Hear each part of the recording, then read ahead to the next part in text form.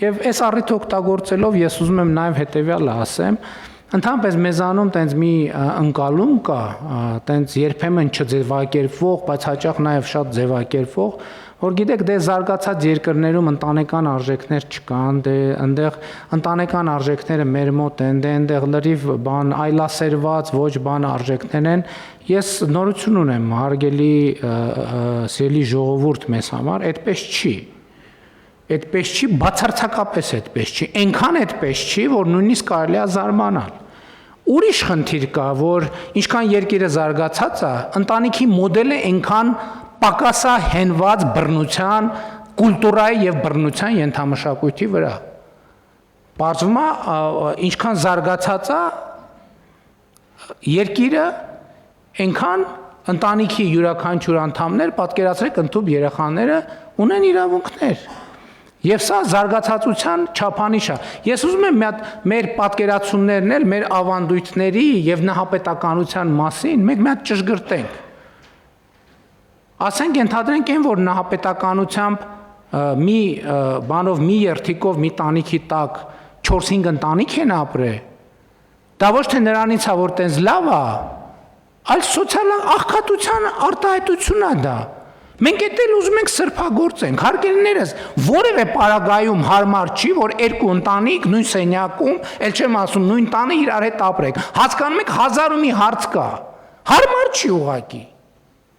Եվ դա դարձնել, որ վայ, գիտեք, սա մեր նահապետական արժեքն է, որ պապը, տատը, երեխեն, թոռը, 4 երեխեքը իրանց կանանց եւ ամուսինների հետ պետքա նույն տանիքի տակ ապրեն, եւ սա մեր ավանդույթն է։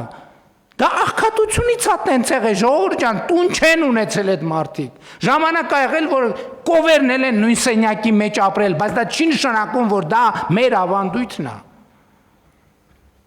Եվ ես ներողություն եմ խնդրում, բայց սենց բաներ կա, ես հասկանում եմ, պետք է խոսալ սենց բաների մասին, որովհետև ընդհանուր քաղաքական մշակութային մակարդակում մեկ էլ բաներ են հնչում, որ կարելի է նույնիսկ խելագարվել։ Դա աղքատության արտահայտություն է, լավ բան չկա նրանում, որ մի քանի ընտանիք իրար հետ նույն տեղն են ապրում,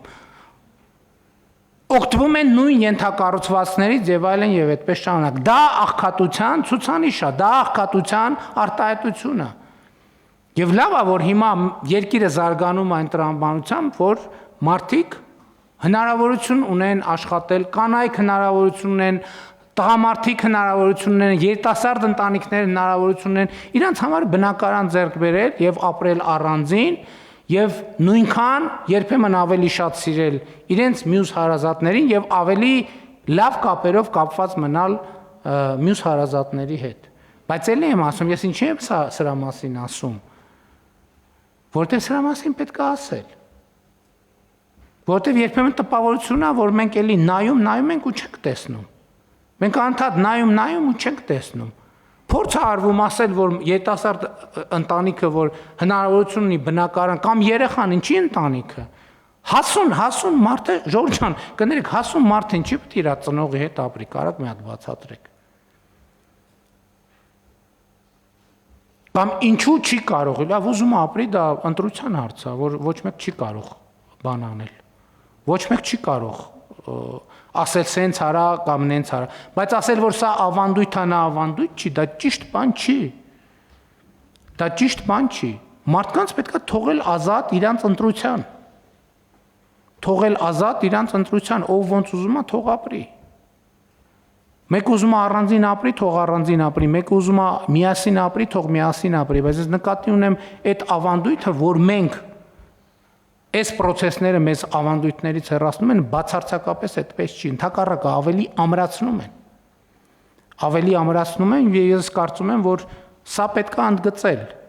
Եվ ի վերջո շեշտը եւ առանցքը ազատությունն է մարդու, թե իրան ոնց է ավելի կոմֆորտ ապրել։ Եվ այդ թվում մենք պետք է ի վիճակի լինենք երեխաներին պաշտպանել որոշակի իրավիճակներում եւ շատ ավելի լավ է, որ դա անի համայնքը, քան թե կառավարությունը, որովհետեւ համայնքը ինքը իրեն ավելի լավ է ճանաչում։ Համայնքը ինքը իրեն ավելի լավ գիտի եւ նրբությունները, հարաբերությունները եւ ի վերջո համայնքը անհատի նկատմամբ կարող է ավելի հոգատար լինել, քան կարող է հոգատար լինել կառավարությունը, որը զուտ ֆիզիկապես շատ ավելի հեռու է։